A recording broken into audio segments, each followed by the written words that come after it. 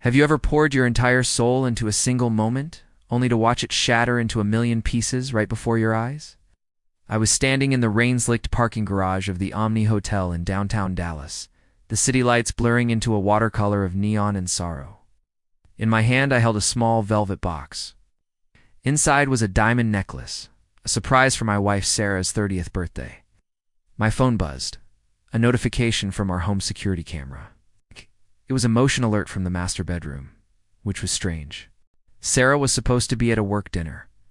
I opened the live feed, my heart thudding a nervous rhythm against my ribs.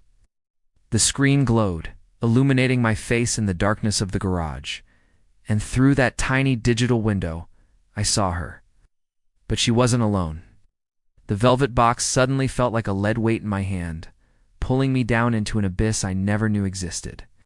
If you genuinely enjoy our stories, please subscribe to the channel. Tell us where you're from and what time it is right now. It's always fascinating to know how far our story flows.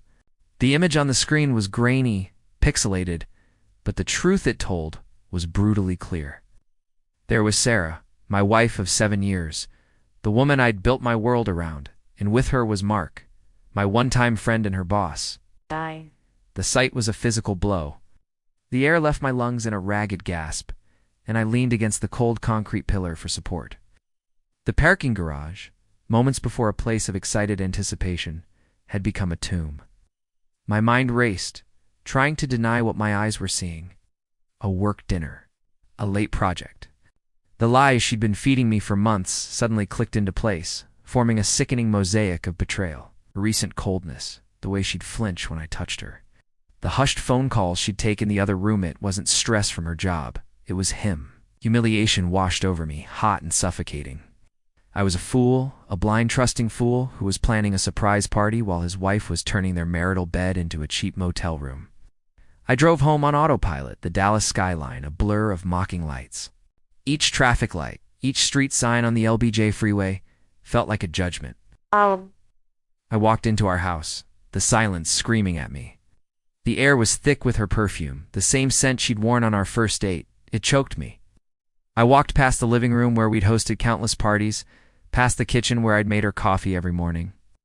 I stopped at the bedroom door, now a portal to my personal hell. It was slightly ajar. I could hear the low murmur of the television she'd left on. For a moment, I imagined storming in, confronting them, unleashing the storm of rage and pain that was tearing me apart. But a cold, chilling thought stopped me. Rage was temporary. Rage was messy. What I wanted was not a screaming match. What I wanted was justice. Quiet, calculated dismantling of the life she had so carelessly destroyed. The next few weeks were a masterclass in self-control. I became an actor in my own life, playing the part of the devoted husband. "How was your dinner, honey?" I'd ask, my voice steady, while my insides churned with acid. "Oh, Mark is such a slave driver," she'd reply, a perfect picture of exhausted innocence. She was so arrogant, so confident in her deception. She and Mark felt untouchable, wrapped in a bubble of their own entitlement. I watched them at a company event a week later, exchanging subtle glances and secret smiles. He was smug, a predator who had marked his territory. She was glowing, thriving on the thrill of the affair. They thought I was oblivious. They had no idea I was a ghost in my own home, gathering evidence, piece by painful piece. I installed recovery software on her old laptop. Text messages, deleted but not gone, painted a lurid picture of their rendezvous. Hotel receipts from the Hotel Zaza in Uptown, dinners at Fearing's Restaurant Hall, paid for on a secret credit card. Each discovery was a fresh stab to the heart, but with each wound, a core of steel was forming within me. The broken man was disappearing, replaced by something colder, more strategic.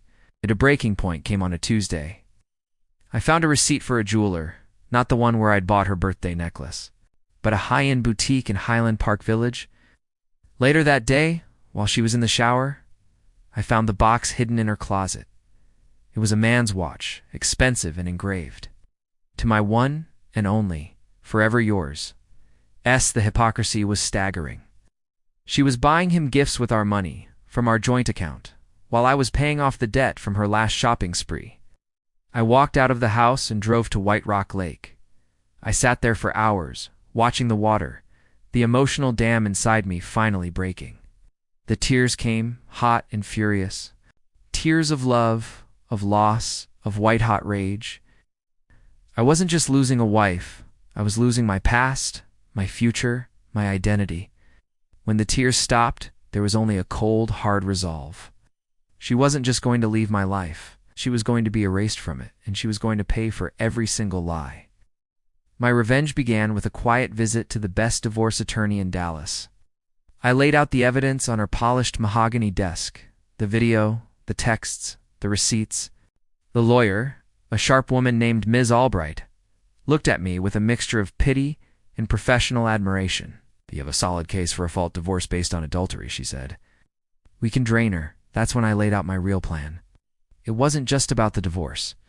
It was about social and professional ruin. Sarah was on the board of a prominent local charity, an image she cultivated with meticulous care. Mark was on the cusp of a major promotion to a senior partner at their firm. I spent the next month setting the traps.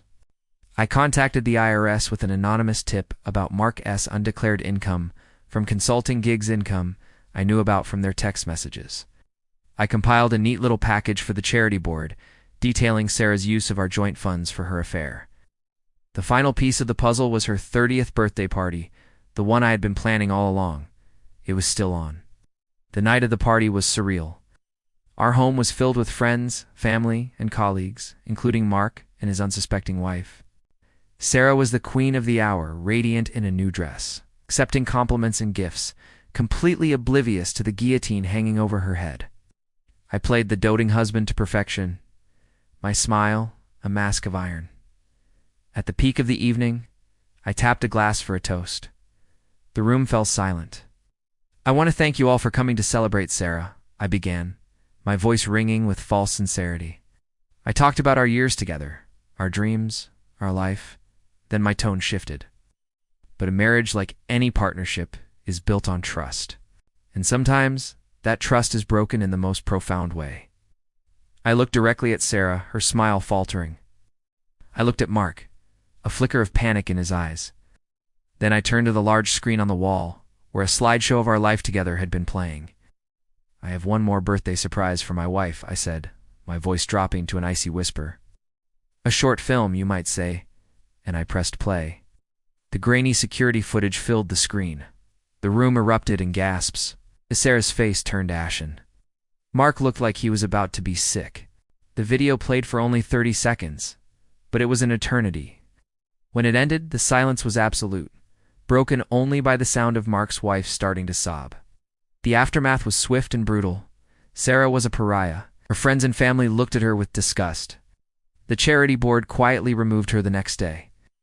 Mark was fired, the firm citing a morals clause in his contract, no doubt spurred on by the anonymous package of evidence I'd sent them. His wife left him. The IRS audit was the final nail in his coffin. In the divorce proceedings, the fault clause was invoked. Sarah left the marriage with nothing but her clothes and the public shame that clung to her like a shroud. I sold the house, the one we'd built together, and moved into a sterile, modern apartment overlooking the city. The nights are the hardest. Sometimes I look out at the endless grid of lights, each one a window into a life, a story. I don't feel triumph or satisfaction. There is no victory in this kind of war, only scorched earth and the ghosts of what might have been. I won, but I lost everything in the process. My revenge was complete, but the silence in my new life is deafening.